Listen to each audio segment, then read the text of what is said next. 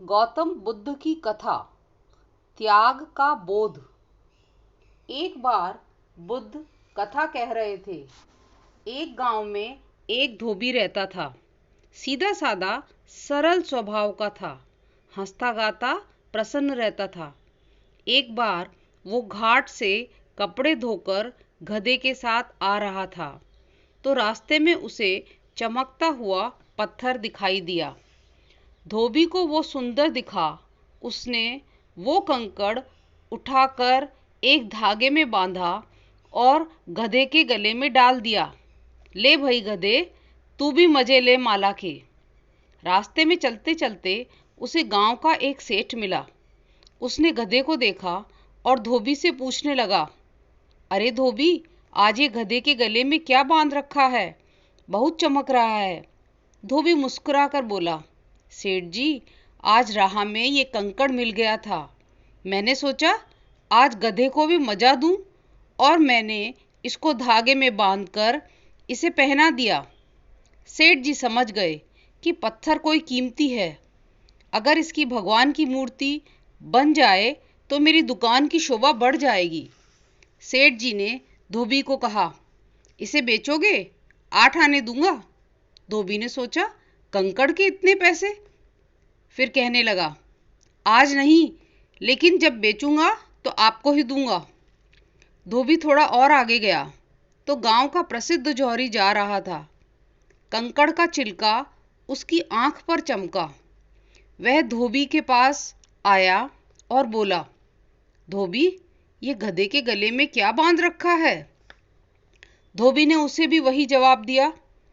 जौहरी बोला, ये पत्थर नहीं, हीरा है, कीमती हीरा।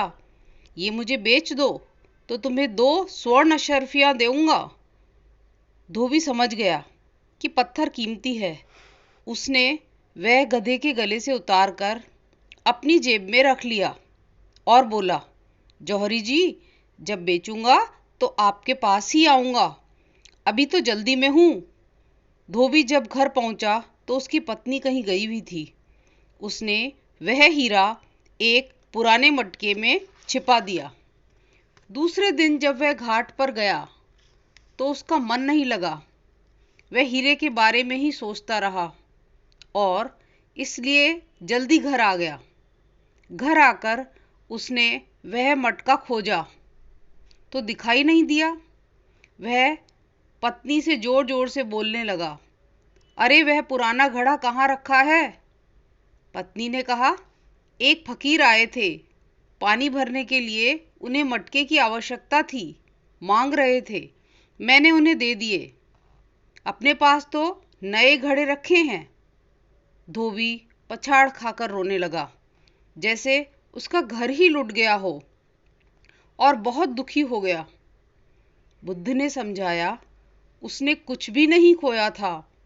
वह पहले की तरह प्रसन्न रह सकता था, लेकिन जब उसे कंकड़ के हीरे होने का बोध हुआ, तभी वह कंकड़ उसकी आत्मा में विराजमान हो गया। इसका अर्थ है कि आत्मा का चीज़ों से कोई संबंध नहीं। संसार की कोई भी वस्तु हमारे मन के बोध से ही हीरे की तरह कीमती हो जाती है या कंकड़ की तरह निरर्थक हो जाती है, जिसे हम रास्ते में फेंक देते हैं। सारी बात हमारे बोध की है, हमारी दृष्टि की है। इसलिए जिसे त्यागना हो उसे कंकड़ समझना है और जिसे जीवन में धारण करना है, उसे हीरा समझना है। ओ